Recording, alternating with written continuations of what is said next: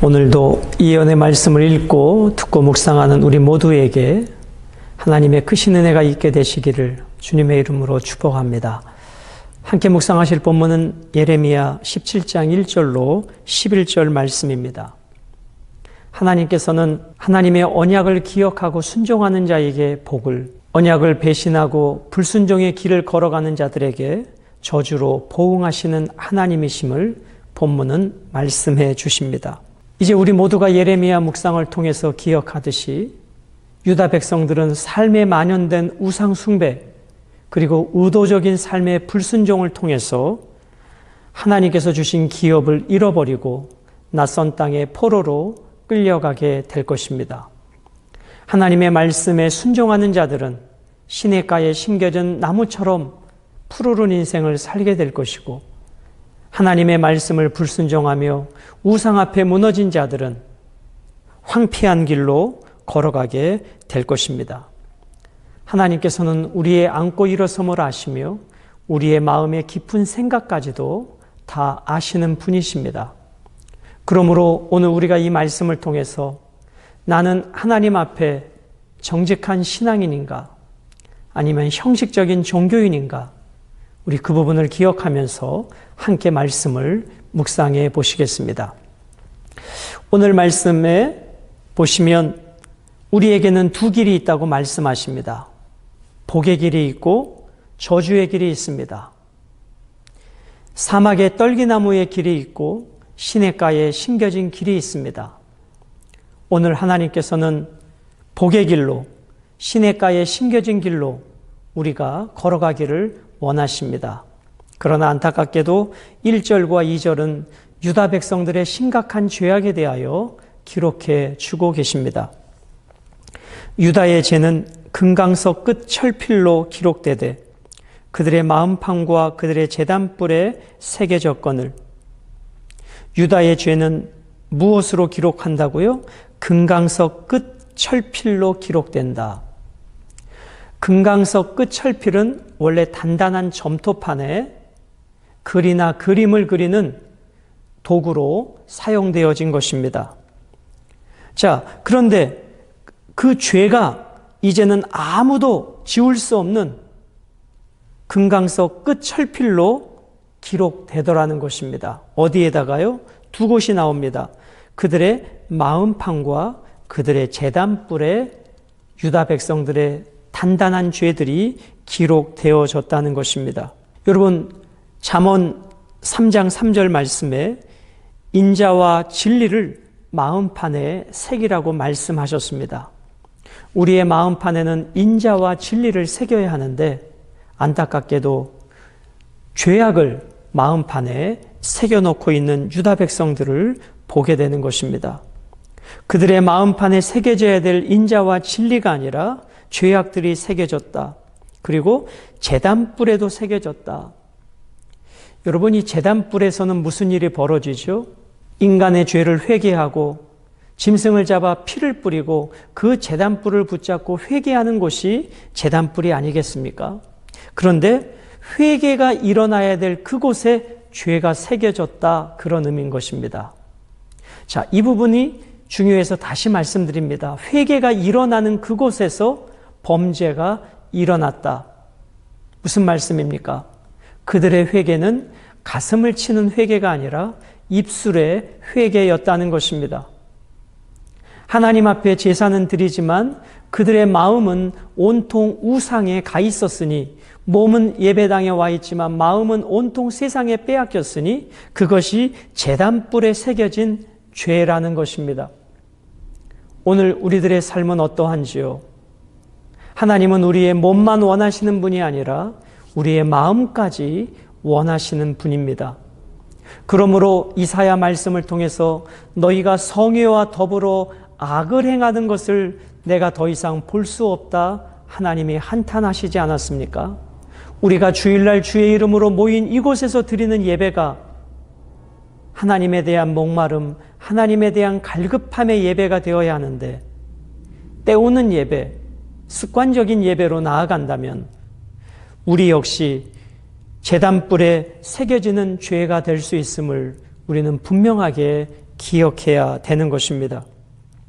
2절은 그들의 자녀가 높은 언덕이 푸른 나무 곁에 있는 그 제단들과 아세라들을 생각하도다.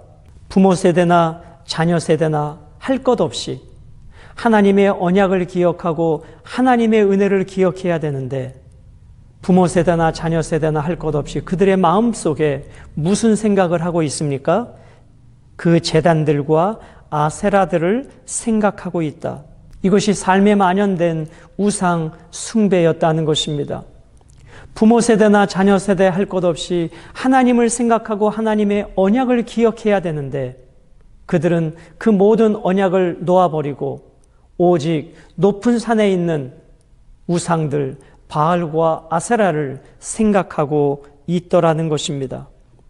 그로 인하여 3절과 4절은 하나님의 진노의 심판이 기록되어 있습니다. 들에 있는 나의 산아, 유다 백성을 가리키죠. 내 온 영토의 죄로 말미암아 내가 내 재산과 내 모든 보물과 산당들로 노략을 당하게 하리니. 하나님께서는 진노하십니다.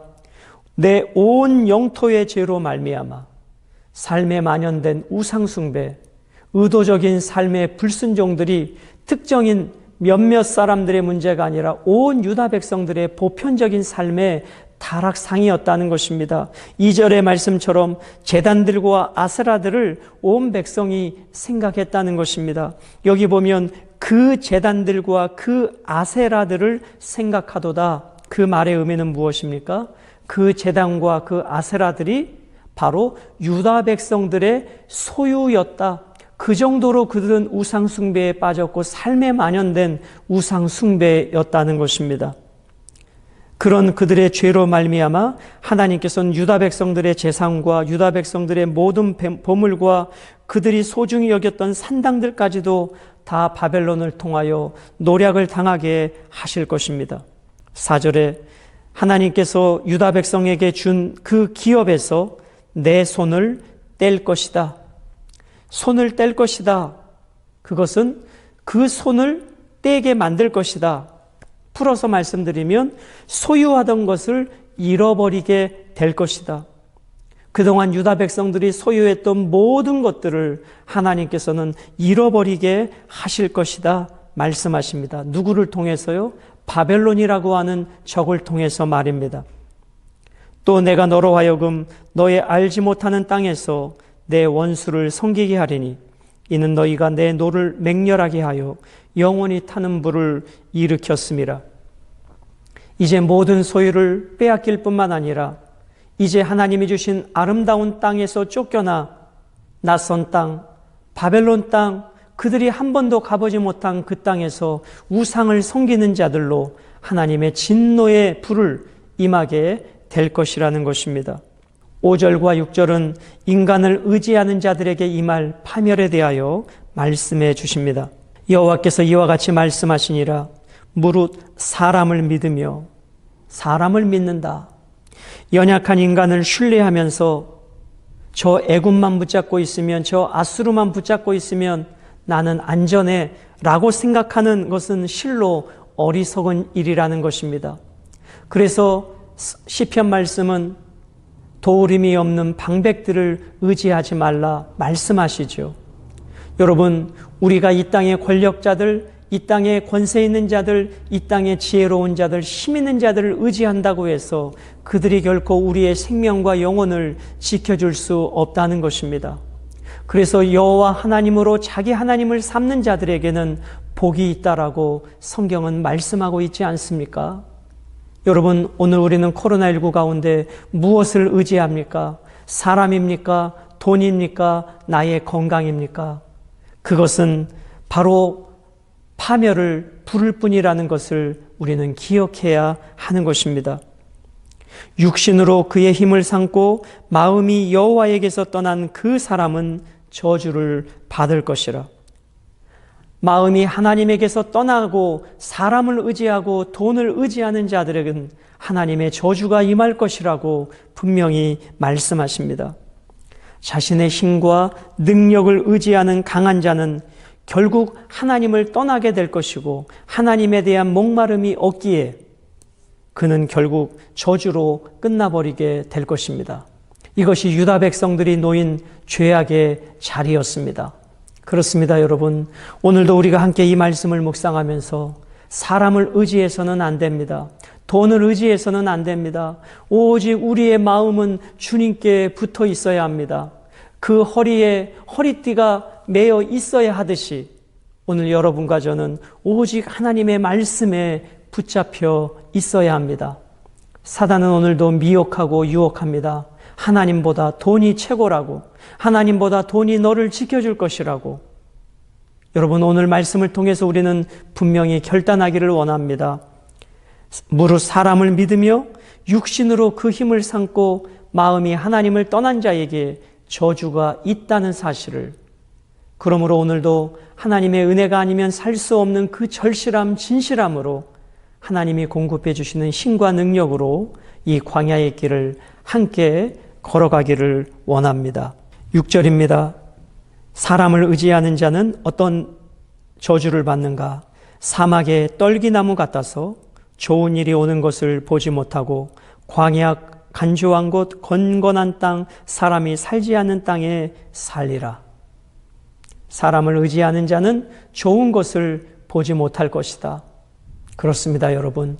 지금 당장 저 사람을 의지하고 저 사람을 붙잡으면 좋은 일이 있을 것 같다고 생각하지만 하나님은 결코 좋은 일을 보지 못하고 건건한 땅, 사람이 살 수 없는 땅으로 너희들은 나의 진노 가운데 흩어지게 될 것을 말씀해 주십니다. 그러나 7절과 8절은 상대적으로 여호와를 의지하는 자들에게 어떠한 복을 주시는가 말씀해 주십니다. 7절, 그러나 무릇 여호와를 의지하며 여호와를 의뢰하는 그 사람은 복을 받을 것이라. 아멘. 그렇습니다, 여러분. 여호와를 의지하고 모든 상황에서 여호와를 의뢰하는 자는 복이 있을 것이다. 어떤 복이요? 8절입니다. 그는 물가에 심어진 나무가 그 뿌리를 강변에 뻗치고 더위가 올지라도 두려워하지 아니하며 그 입이 청청하며 가무는 해에도 걱정이 없고 결실이 그치지 아니함 같으리라. 물가에 심겨진 나무는 뜨거운 태양에도 견뎌낼 수 있고 때로는 비가 내리지 않은 가뭄에도 물가에 심겨졌기에 그는 이겨낼 수 있는 것입니다. 그 물가가 누구입니까? 여호와 하나님입니다.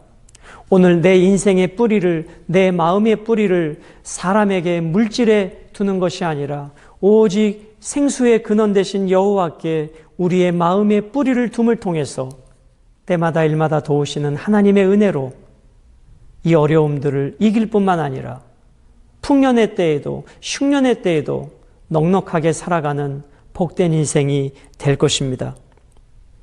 9절로 11절은 인간의 마음을 살피시는 하나님에 대하여 말씀해 주고 계십니다. 9절입니다. 만물보다 거짓되고 거짓되다. 심히 부패한 것은 마음이라. 마음에 대하여 하나님은 두 가지로 정의하십니다. 만물보다 심히 거짓되고 만물보다 심히 부패한 것이 인간의 마음이다. 자, 거짓되다라는 단어의 의미는 뒤꿈치를 붙잡다, 밀어내다, 거짓, 속임 이런 단어의 의미를 가지고 있는 것이죠. 남을 속여 빼앗고 이용하려는 악한 행동을 가리키고 있습니다. 타락한 인간의 마음에는 어떻게 하면 남의 것을 빼앗을까, 남을 이용할까 그런 죄된 생각으로 가득 차 있습니다. 그것이 만물보다 거짓된 인간의 마음이라는 것입니다.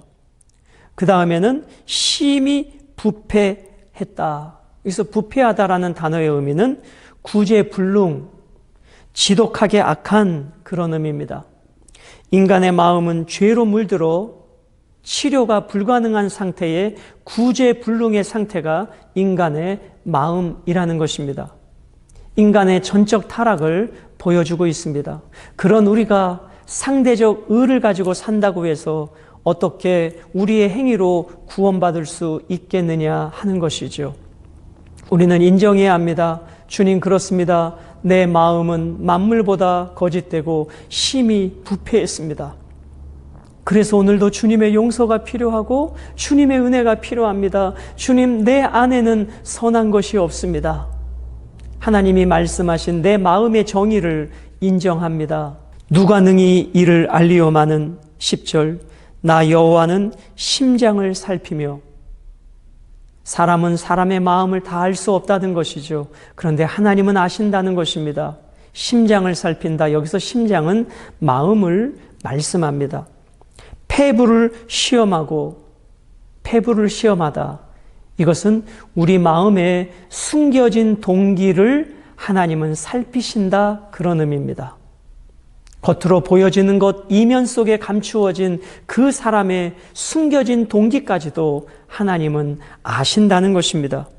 그리하여 각각 그의 행위와 그의 행실대로 보응하시는 하나님, 심은 대로 거두시는 하나님, 그리하여 불의로 치부하는 자는 자고새가 낳지 아니한 알을 품은 같아서 그의 중년에 그것이 떠나겠고 마침내 어리석은 자가 되리라. 자, 자고새가 낳지 아니한 알을 품은 같다. 무엇이요? 불의로 재물을 모으는 자들. 그것이 자고새가 알을 품은 같다. 자, 왜 이것을 연결시켰는가? 묵상을 돕기 위해서 말씀을 드립니다. 이 자고새는 자기가 낳지 아니한 다른 새들의 알을 마치 자기 알처럼 품는다는 것입니다. 그래서 그 새끼가 태어났습니다. 그런데 새끼가 자라면서 나를 낳아준 어미새가 자고새가 아닌 것을 알게 되고 결국은 그 자고새의 품을 떠나버린다는 것입니다. 그 자고새의 특성을 오늘 불의로 재물을 모은 사람에 비유하여 말씀해 주고 있습니다. 자, 그러면 연결시켜서 이렇게 말씀드립니다. 불의로 재물을 모은 사람은 내가 그것을 아무리 정성스럽게 모으고 가꾼다 할지라도 결국 불의로 모은 재물은 자고새가 자기가 낳지 아니한 그 알들이 깨어나서 어미품을 찾아 떠나가듯이 불의로 재물을 모은 자의 그 재물은 반드시 중년에 떠나가게 될 것이다 라는 말씀인 것이죠. 그러므로 여러분, 오늘 불의로 모은 재물, 오늘 누군가를 속여서 모은 재물, 거기에 우리의 마음을 두지 않고 정직하게 진실되게 노력해서 얻어진 재물로 우리의 소득을 삼고 하나님께 영광을 돌리는 건전한 경제활동을 우리는 해야 한다는 것입니다. 오늘 말씀 속에 나타난 하나님은 어떠한 하나님이신가요? 거짓 제사에 속지 않으시는 하나님이십니다. 아무리 입술로 주여 주여 불러도 하나님은 중심을 아십니다. 그러므로 진실됨이 없는 회개는 제단불을 아무리 붙잡아도 그 제단불을 통하여 죄를 쌓는 하나님의 마음을 아프게 하는 행위일 뿐이라는 것을 우리는 기억해야 합니다. 그리고 하나님은 우리의 중심, 마음에 숨겨진 동기까지 아시는 분이시니 늘 그분 앞에 정직하고 진실되고 혹 우리가 죄된 가운데 넘어졌으면 절실함으로 회개하여 다시 하나님과의 관계를 회복해야 하는 것입니다. 사랑하는 여러분, 잠언 16장 20절 말씀을 읽어드리고 말씀을 맺겠습니다. 상가 말씀에 주의하는 자는 좋은 것을 얻나니 여호와를 의지하는 자는 복이 있느니라. 말씀에 주의하는 자, 여호와를 의지하는 자는 좋은 것을 얻게 될 것이다. 그렇습니다, 여러분. 불의한 재물을 탐하지 말고 말씀 안에서 주님이 주시는 좋은 것으로 우리의 인생이 시냇가에 심겨진 나무처럼 모든 상황에서 푸르고 푸른 복된 인생이 되셔서 오늘도 이 말씀 앞에 우리가 결단하고 포기하고 내려놓고 다짐하는 그 삶을 통해서 오늘도 예수 그리스도를 닮아가는 복된 한 날이 되시기를 주님의 이름으로 축복합니다.